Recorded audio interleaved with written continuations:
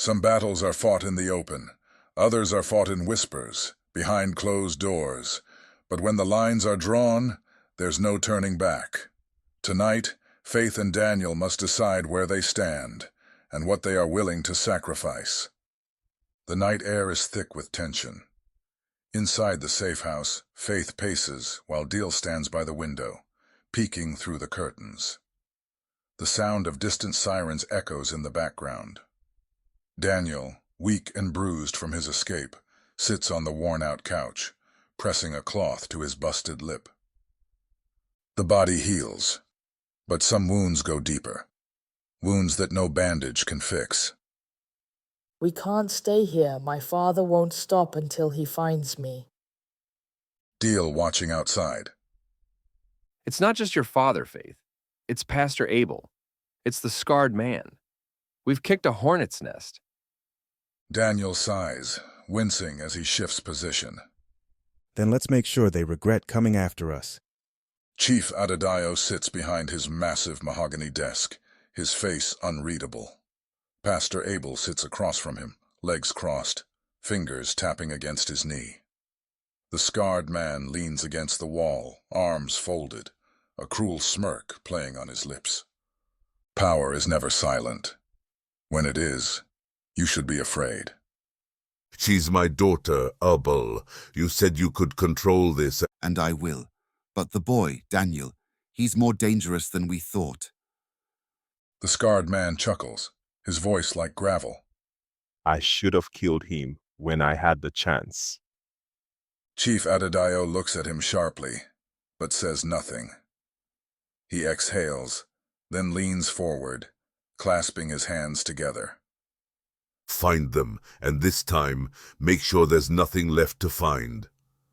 Faith and Daniel sit across from each other at the wooden table, their voices hushed but sharp. Deal watches silently, arms crossed. Daniel, you don't understand. If we take this public, my father will bury everything. He has power, influence. And that's exactly why we have to expose him. If we stay quiet, we lose. Faith shakes her head, frustration rising. You don't get it. This isn't just about you. I have a family. Daniel slams his hand on the table, making her flinch. And what about the families they've destroyed? Faith, your father is not a good man. You need to see that. Silence. Faith's eyes glisten, but she doesn't let the tears fall. Delay clears his throat. Enough. Fighting each other won't save anyone. Daniel stands outside, breathing in the night air. Deal steps up beside him. You're really going to do this, aren't you? Daniel nods, his jaw set. We have one shot, Daly. If we don't take it, they win. Deal exhales, then reaches into his pocket, pulling out a small USB drive. He hands it to Daniel. This has footage, proof. But be careful, man. Daniel takes it, gripping it tightly. I always am. Faith watches from the window as Daniel walks away. Her fingers twitch. She knows this is dangerous. She knows it's necessary. But her phone vibrates. A new message. It's from an unknown number. You can still save him. You know where he's going? Faith's breath catches. She looks at the screen for a long time. Then, she grabs her car keys. Some betrayals come with a knife. Others, with a choice. Daniel speeds down a dark road, the USB drive tucked safely in his jacket. His mind is racing. He doesn't hear the second car until it's too late. Headlights blind him.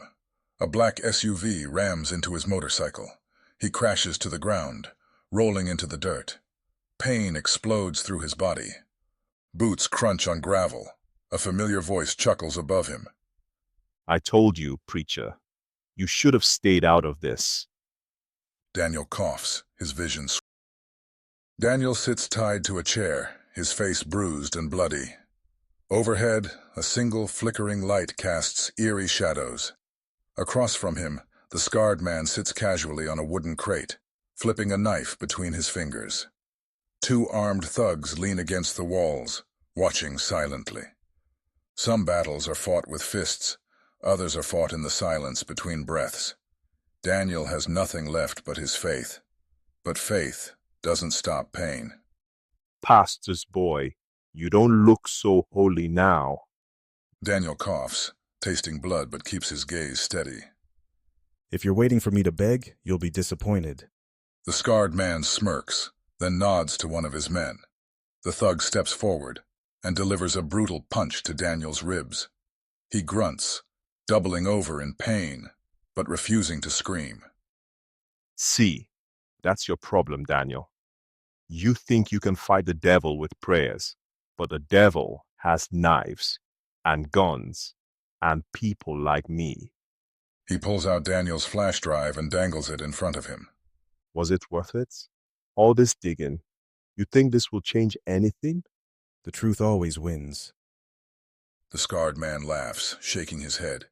He snaps his fingers. The second thug steps forward with a small gas canister. He begins to pour gasoline in a slow circle around Daniel's chair. You still believe that? Let's see how much you believe when you're on fire. Faith paces near a wooden table, her hands shaking. Deal is by the window, checking his phone for messages. The room is dimly lit, tension thick in the air. It's been hours. What if something happened to him? We don't even know where to look. Faith's phone buzzes. A new message. It's an unknown number. She hesitates, then opens it. The message reads, Warehouse, Dockyard Road, come alone. Her breath catches. Deal looks over her shoulder, frowning. That's a trap. Faith's heart races, but she knows Daniel doesn't have time. The scarred man leans forward, holding a matchstick. He flicks it once, watching the flame dance. Let's see how strong your faith really is. Just as he moves to drop the match, a loud crash. A figure smashes through a side window. Pastor Gideon. The older man swings a wooden plank, hitting one of the thugs in the face. Get up, Daniel! Daniel, dazed but alert, lunges forward. His ropes are loose. He grabs the second thug's gun, turning it on him. The scarred man snarls, pulling a hidden knife. You just won't stay dead, will you? Before the scarred man can attack, Daniel fires a warning shot into the air. The scarred man flinches. The thugs panic and run. Pastor Gideon grabs Daniel, pulling him toward the warehouse exit. Daniel staggers, bloodied but alive. You okay? Not even close. Faith's car screeches to a stop outside the warehouse. She jumps out, eyes scanning the dark surroundings. Dale follows, gripping a small pistol. Then, a noise. A figure stumbles toward them. Faith gasps. Daniel! Daniel collapses into her arms, exhausted but alive. Pastor Gideon steps forward, watching warily. Who the hell are you? Pastor Gideon sighs, wiping blood from his lip. A dead man walking.